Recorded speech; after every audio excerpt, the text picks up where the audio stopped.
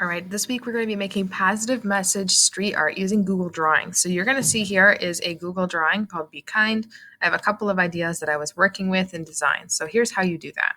First, go to your Google Drive, click New, go down to More, and click Google Drawings. Here you'll be able to work with a space that's going to allow you to draw and add pictures and whatever you need. First thing I'd like to do is change its name from Untitled Drawing to something I'm going to remember. So I'm going to put Miss Griffin and maybe Graffiti.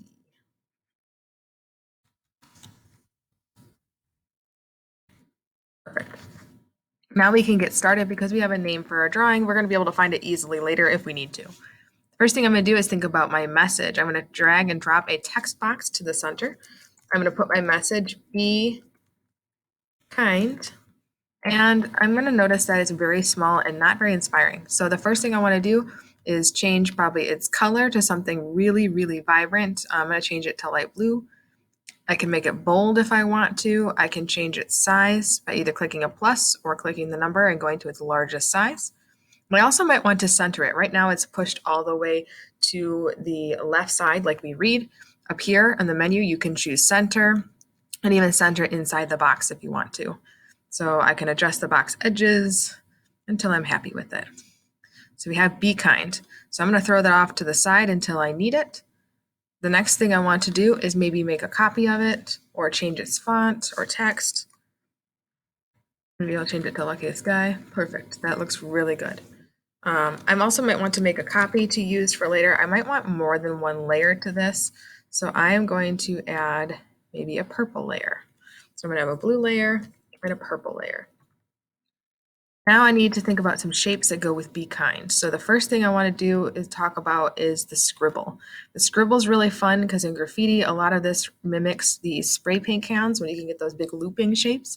So maybe I want a big loopy background. So you could use your finger or your cursor and just let it draw. Try to keep it as smooth as possible. Keep in mind this tool is going to smooth it automatically a little bit for you, but it's not perfect. And there you go. You can see it got pretty smooth. There's a couple bumpy parts over here, but that's okay. Then I'm going to go ahead, change its color to something else like magenta. I can change its line weight by clicking the top menu and play around with it a little bit. Now, keep in mind, as long as my tool is selected here, anytime I click the screen, it's going to start drawing again. So if I want to change anything about this, I need to click the cursor tool. And the cursor tool allows me to make different adjustments, like I can stretch it a little bit in either direction if I want to, or I can shrink aside. That way it fits my composition a little bit better. You can drag it around and center it on your page even if you wanted to. Just kind of looking for those guidelines to tell you where does this belong in the center of my page. When it gets that X, I know it's in the middle. All right, the other thing you can do, of course, is you can copy and paste it, and you can actually create a secondary line. And sometimes by copying that line, you're getting this really cool effect like it's 3D.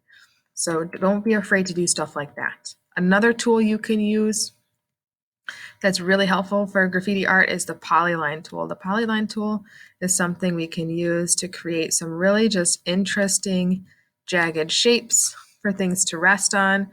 This is another one you can copy and paste and add to the inside of, and it works really, really well. You can change its line color if you want, or the inside. Either way works really great. And there you have it. And of course, you can also use the Shapes tool. So I'm going to get rid of this polyline here. I don't need that. I can use the Shapes tool here and use any of the shapes that are available in any of these. I have like everything from geometric shapes to smileys. There's arrows. Repeated arrows look really cool, and some starburst callouts, other things. So I think for this design, I'm going to go with the heart. Being kind about doing stuff with your heart. So I'm going to use the heart motif this time.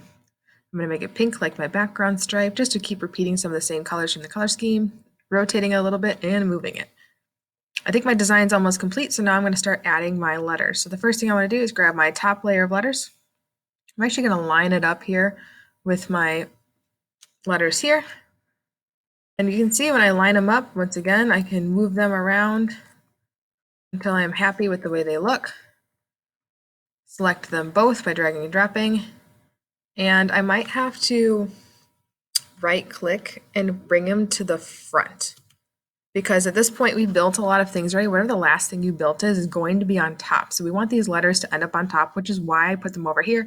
So you can easily select them and drag them right over. So you can center it if you want, kind of play around with it until you're happy with its composition.